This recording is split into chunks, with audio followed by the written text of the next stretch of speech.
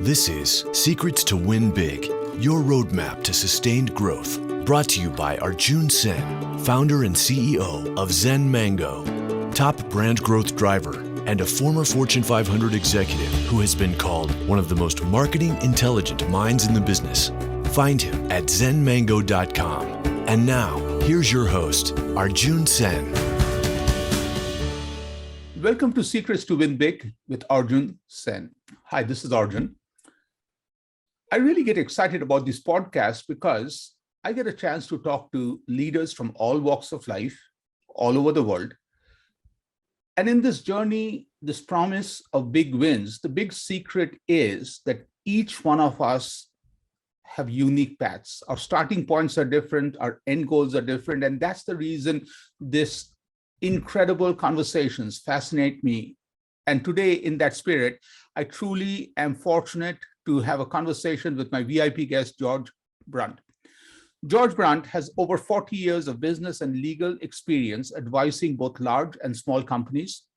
After representing Alcatel, Citicorp, International Telephone and Telegraph in the General Counsel positions and serving as off counsel to Greenberg Traurig, a leading international law firm, he founded the Business Legal Management LLC. George built multiple million-dollar companies of controldocs.com, now known as iControl ESI, and also PBW Holdings Inc., and also owns several Paul Mitchell schools. Welcome to Secrets to Win Big, George. Thank you. Thank you, Arjun. Great to be here.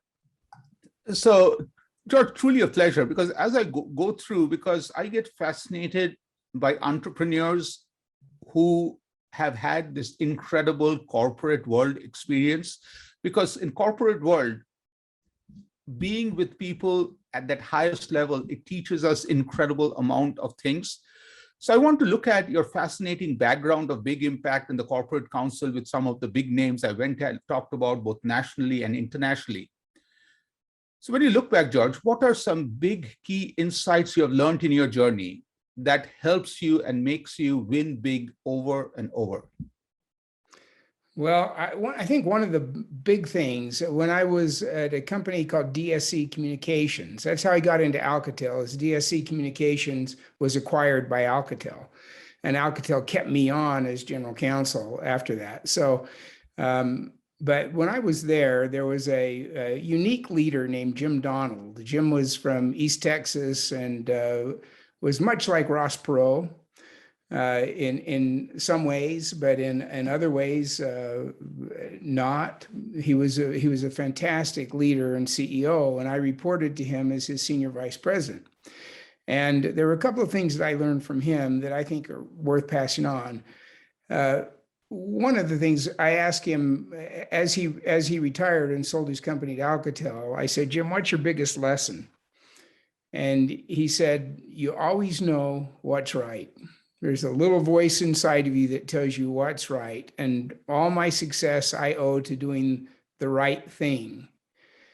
And then he added, "the right thing right." And I thought that was a great lesson, is if you can always do the right thing and do it right, you've got the world wired. You can succeed at almost anything. He built that business from the first digital switch in a laboratory to a company that he sold for $7 billion. That's fascinating. And to me, when you talk about doing the right thing right, I grew up in Kolkata, India with my grandma.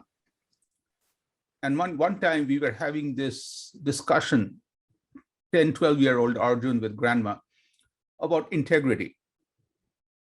And she told me integrity is about doing the right thing when nobody is watching and going to bed with no regret. Okay. And next she reminded me, but for you, I'll just make it much more simpler. Integrity is you knowing that all the time I'm watching you. And if you don't do the right thing, I'm going to smack you. Okay. And grandma's smack was like really special, but hurt also. And even after, she passed away, I know from heaven she's watching me, and she makes a list out of times I may have not made her proud. So I try to avoid those smacks.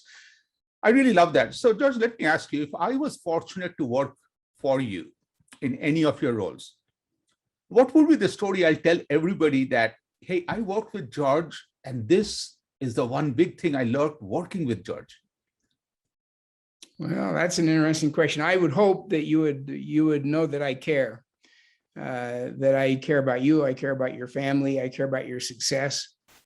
And I think that I can help guide you to get there by helping you do the right things right. What you said about integrity was very important. I think I wrote a book called Leading with Integrity. And that's one of the premises of the book. But it's not, some people say integrity is doing what you say you're going to do. But it's more like what your grandma said. It's doing the right thing. So you could say, I'm going to rob a bank, and you could rob the bank and you don't have integrity. That is accountability. So what is this book about? Give me three of the top big lessons we would learn if we read, once we read the book. Well, I think one is that integrity is always doing the right thing. It's so important, but then what is the right thing? My grandfather, this is when he died when I was 6. So he taught me this lesson before I was 6 years old. He said, if you want to learn how to do anything, you go sit down, and we had a home up in the mountains in Idaho, and it was right along a river. He says, if you want to learn how to fish, you go out there, you watch a fisherman who's catching fish, and you ask him everything. You ask him about his attitude, you ask him about what flies he's using, you ask him about how to cast, you learn everything you can from a person who's being successful. And so I think a second lesson would be that there's a way to identify what the right thing is, and that is there's been thousands of years of history, plenty of things to study about what worked and what didn't work. And if we make those studies and we do the things that work and we do them in the right way, we're going to get the same result. And then the other big lesson that I think I talk about in the book is thoughts are nice, but they never have they never have a direct consequence, other than they do result in an action sometimes or an inaction, but only an action has a consequence. So if you want to achieve things in life, you can't just sit on your couch and think about it. You've got to get out every day and take consistent daily action towards what you're trying to do. So you have to put something in place in order for a consequence to come about. I love that. I love the way you set it up with how your thinking is, but you brought it back to actions. And I think it's very fascinating. Of course, now I have to ask you, okay, because for you, everything is consistent. You come from amazing background. Your grandpa is very proud of you. So what, with that high level of integrity, made you not only choose, but continue in a legal profession, a profession where there are lawyers who are not respected, but then there are incredible lawyers who are business leaders and who inspire us. So what made you choose that with that whole focus on integrity? Well, I think what laws are is society has gotten together and figured out what works. And they've said, okay, this is a law. And you take the traffic system, for example. There's a line down the middle of the road. Cars go, depending on what country you're in, either on the left or the right. They don't cross the line, So there's certain rules that people put in place that cause. Now, there's some countries that don't have such good laws, and traffic can really jam up sometimes, and there's a lot of honking, and you've probably seen some of that in some countries. But the more structured your legal system is, the more success that you can have if you follow the law. So I'm a big believer in the rule of law, and that we the people, we're Thomas Jefferson said that government requires the consent of the people. And so we give our consent to these laws, and then we follow them, and society runs smoothly. Now, it's the same thing in business. If you have a set of policies and procedures and you follow those policies and procedures, and they're designed to result in success, they will result in success. So I think I've been fascinated, and one of the reasons why I went into law is because I've been fascinated with law and how it can make things function more effectively and efficiently to bring about a good result. And of course, it is the result that we want to do. In litigation, I've only taken cases that I knew we were right in. Now, there's a lot of lawyers who'll take any case, but Abraham Lincoln and myself, we only took cases we could win. And therefore, throughout my career, I've won all my cases because I haven't, if we've been in the wrong, or if my company's been in the wrong, we've fixed it. We haven't litigated it. We've taken care of it. We've fixed it. But if we're in the right, then we'll go ahead and litigate it sometimes because we want to prove that we're in the right. And I think, that really connects the thread of integrity, because the confidence and assertiveness with which you talked about, if we were in the wrong, we fix it, don't litigate. But if we are on the right, you litigate and defend yourself because you're right. And I just think that kind of a very clear binary is so important, because many a time we get caught into the gray area, because at the end of the day, I love the way you're defining that what is right. And again, great wisdom that you have inherited and you're passing on to us. So now I want to talk about the entrepreneur side of George. And you're the founder of Business Legal Management, iControl ESI, PBW Holdings. What was the vision behind these organizations? Well, it goes back again to my grandfather, my great-grandfather, my father were all entrepreneurs. And when I asked my dad for advice, he said, don't be an entrepreneur. Go get a job like your brother-in-law and work for an established company and have a salary. Don't take those risks of entrepreneurship.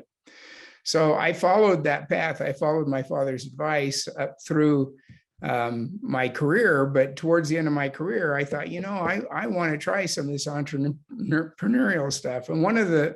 And so Control Docs or ESI, there was a need out there that we tried to find someone who could fill, and nobody could fill it. And that was at the time, and that was to digitize and organize documents in a searchable way. And so I had this one lawsuit. It was against Lucent, and we had 10 million pages of photocopies in the litigation. How many attorneys is it going to take to look at 10 million pages and get the relevant information out of it? So it was kind of founded out of necessity. I talked to the company and got their permission to start an entrepreneurial company on the side. Well, I was still General Counsel of Alcatel, but it was to start a company. And then we actually went in, and Texas Instruments had the same idea. And so we went into and started this company that provided documents for Texas Instruments, IBM, Alcatel. And it just helped us organize and search litigation documents so that we could come to conclusion without having, well, I remember in one case we had at Greenberg Traurig, we had about 60 partners reading Excel spreadsheets for 8 hours a day. Wow. And so the costs of that and the inefficiency of that is just horrible. So I tried to come up with a more efficient solution, and that was a successful business. I ended up selling it. And then the PBW, it is the company I did to own Paul Mitchell Beauty Schools. And that we just thought, for a give back, it's just such a great thing to see these young people, a lot of them who have dropped out of school or school was not the path for them, but they're very creative. They're very brilliant. Sometimes it's not whether or not you're brilliant, it's how you're brilliant. And these people come in and they develop a great career. They can make a 6-figure income in cosmetology. And it's kind of a different thing, but it's a real joy to see these young men and women graduate with a cosmetology degree and have a career, and it only takes a year. So John Paul DeJoria is a partner with me in some of the schools, and I think we both just delight in helping people with their careers that way. Thank you for sharing, because I really feel that give back with a purpose and you seeing the impact that you're making in the life of one person at a time, I really think that makes it very powerful, because in a world where either most of us take, some of us give back, I really feel more people give back. It just raises the whole ecosystem for all of us. Yeah, I got to tell you something about my partner, John Paul. John Paul DeJoria founded Paul Mitchell from the trunk of his car. He was homeless at the time. He was living in his car. And he's built that to a company that's now worth, well, he's worth several $billion, and he's a philanthropist. And I have had a lot of mentors like him in my life. And one of his most famous sayings that he always tells us is, success unshared is failure. If you don't share your successes, you might as well have failed.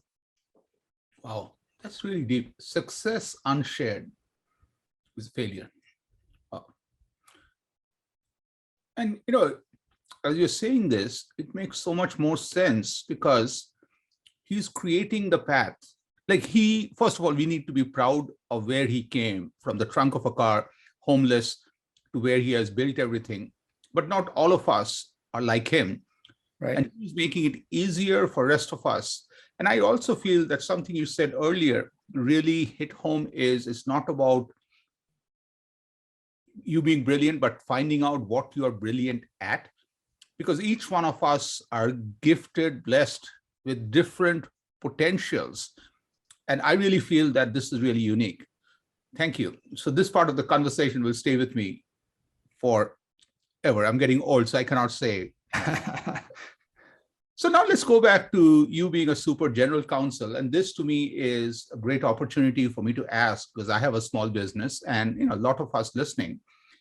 Sometimes legal becomes not a necessity for us. We just only get to legal issues when we get into a roadblock or when we have to file some documents. So what are some common challenges small business owners face? Because your journey, every time when you build a big business, you started small, but small to big was a journey. So what are some big challenges small business owners face and they fail to address?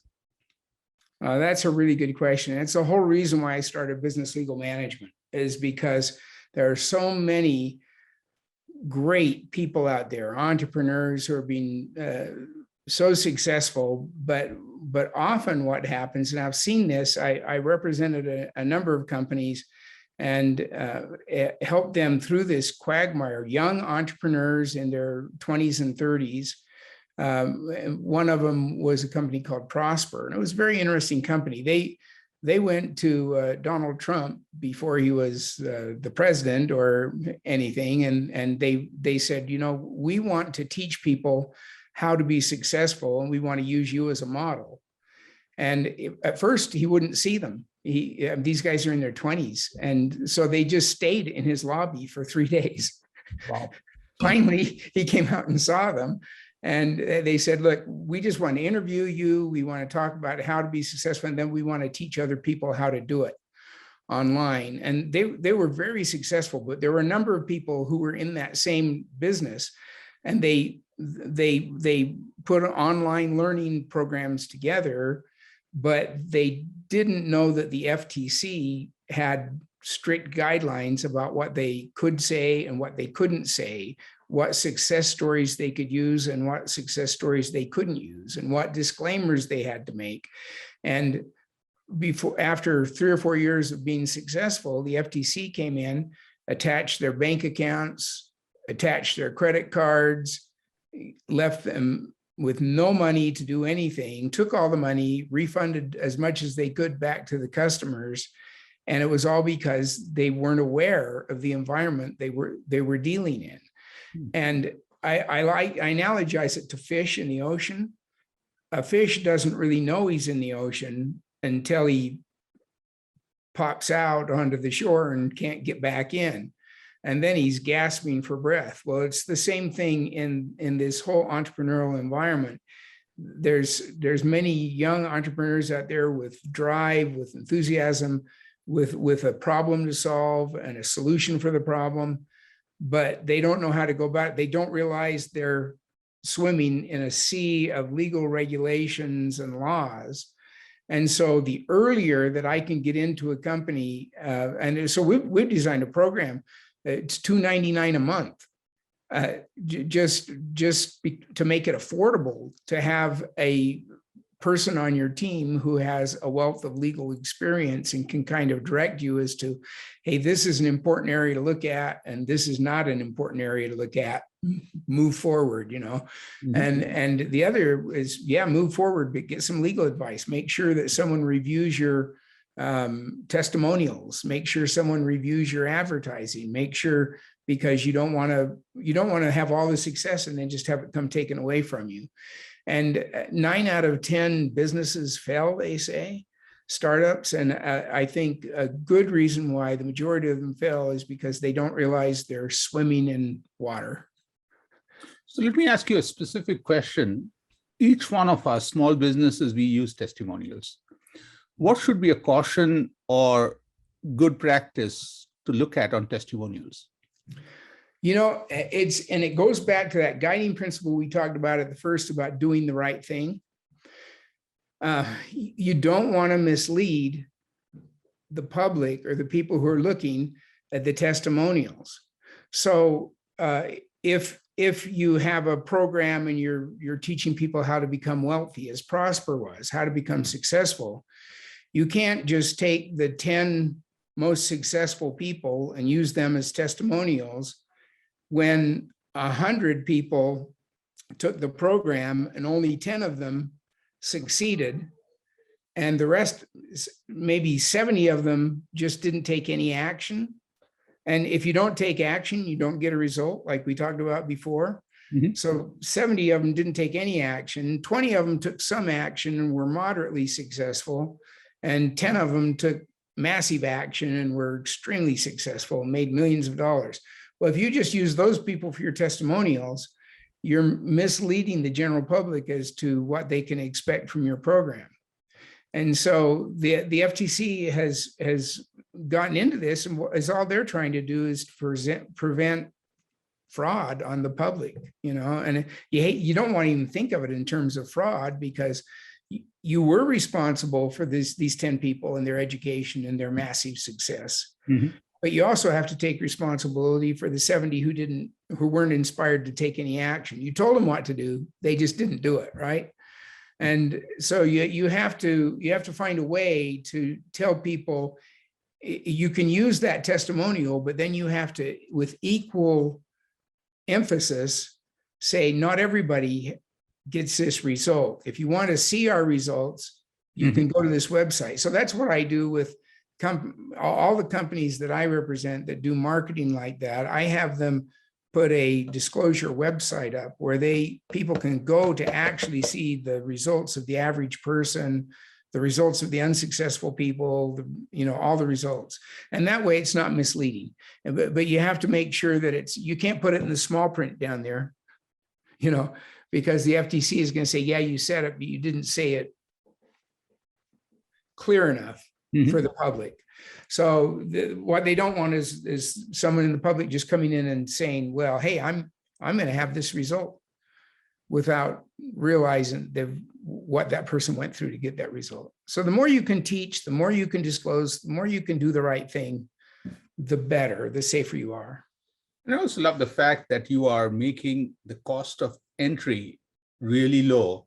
So that way, any business, when they start, they can all start and get the basic. I really love that $299. That's really a great idea. So now let's change gears. The reason we are having this conversation is because of two people and an organization, Jeffrey Hazlett, Trisha Ben, both amazing human beings. Not only they're smart, they have biggest hearts, I know, and also C-Suites Network. You are part of the Hero Club, and I truly appreciate Hero Club connecting us. So let's take this next few moments to shamelessly give a little shout out to the organization and just thank them. Any thoughts you have about your journey with C-Suites and the Hero Club? Jeff, Tricia, and all of them are just great. And I think they're putting together a successful organization of heroes. They call them heroes. I guess we don't call ourselves that necessarily, but it's a club of people who've been successful, who want to give back and want to share with each other. And so we get together at these C-suite network meetings, and it's just awesome because everybody is there to figure out how they can help another person. And sometimes we don't have the talent or the skills to help, but when we do, we can help. And so I think it's a great thing. I was even going to say, in connection with my program, we have a white label program because the C-suite saw that and they thought, all these entrepreneurs need this. Will you give our members a discount? So we said, well, sure, we'll give your members a discount. That way they can afford to join the C-suite network and they'll get our service. And so C-suite offers our service for $199 a month. Wow. So that's kind of that's kind of a benefit from them. But they take things like that, not just in my field, but in every field, and try and make it available to the whole network. And it's a network of sharing and giving. It's really a cool thing. Absolutely. So George, I have asked you a lot of questions, and you have shared from your heart. Is there any questions you have for me? Well, yeah, I imagine it's a great experience interviewing people like this. How did you get started doing this? I love to talk. But what I realized was listening is very powerful. And sometimes I was getting bored reading incredible business books which talk about concepts, but it feels like a swimming book written by somebody who has never been in water. And that's the part where I found was conversations really open up the world. And if you look at the logo for the podcast is half my face. So every time before I start, I remind myself the conversation is complete when I listen, and my grandma will be very proud, my wife and my daughter too, all the women in my life, that Arjun still listens. And that's the way it started.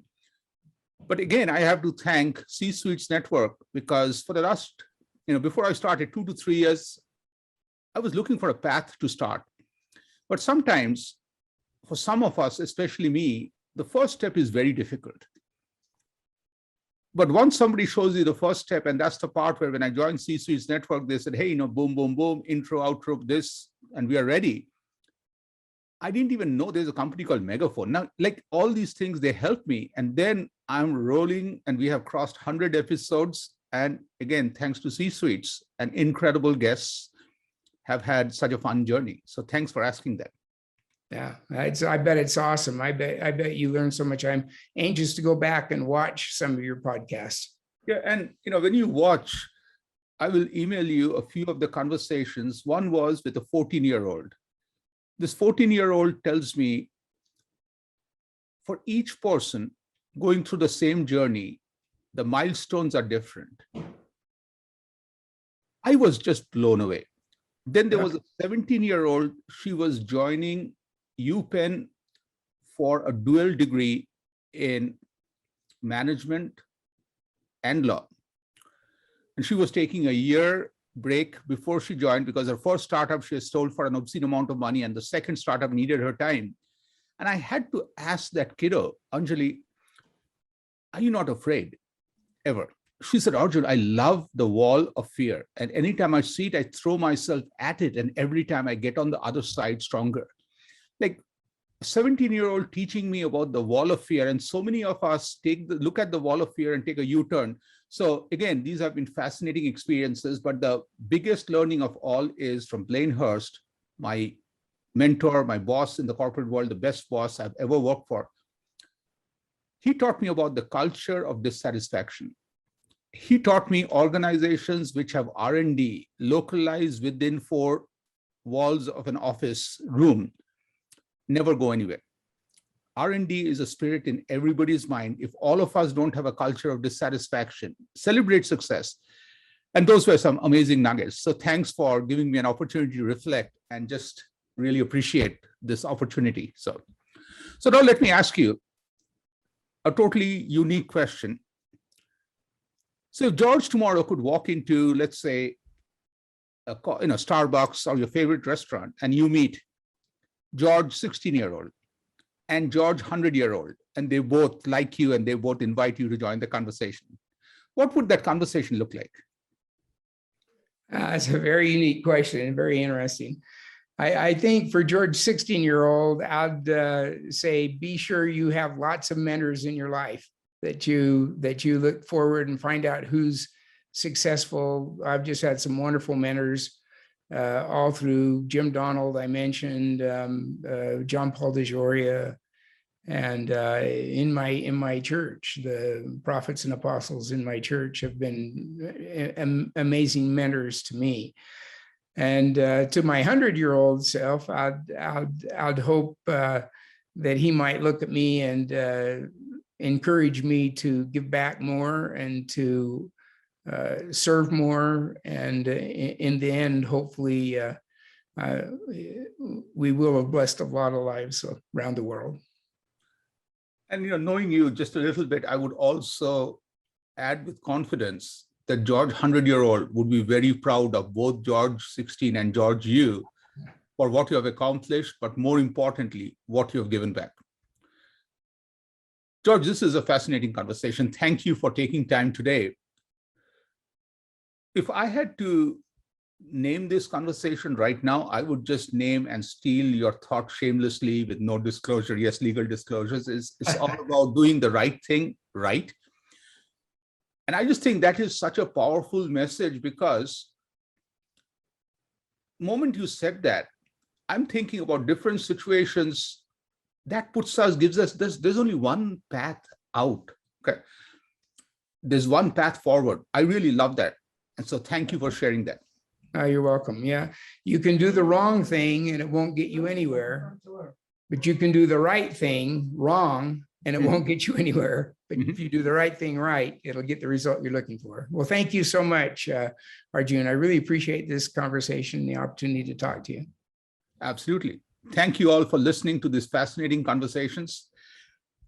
All I can tell you is I'm going to try my best to do the right thing right, because as George clarified, and with my grandma, I always realized she had to tell me twice. So George also did the same thing, told me twice. So I got it. And I love the last part of the explanation. Knowing the right thing doesn't work if you do it wrong. Let's do the right thing right. Thank you all for listening. Truly a pleasure and honor to bring these conversations to you, and looking forward to the next time. Until then, stay safe and happy listening. You've been listening to Secrets to Win Big with Arjun Sen, founder and CEO of Zen Mango, top brand growth driver, and a former Fortune 500 executive who has been called one of the most marketing intelligent minds in the business. To learn more, visit www.zenmango.com. Share this podcast with your friends and subscribe wherever you like to listen to podcasts.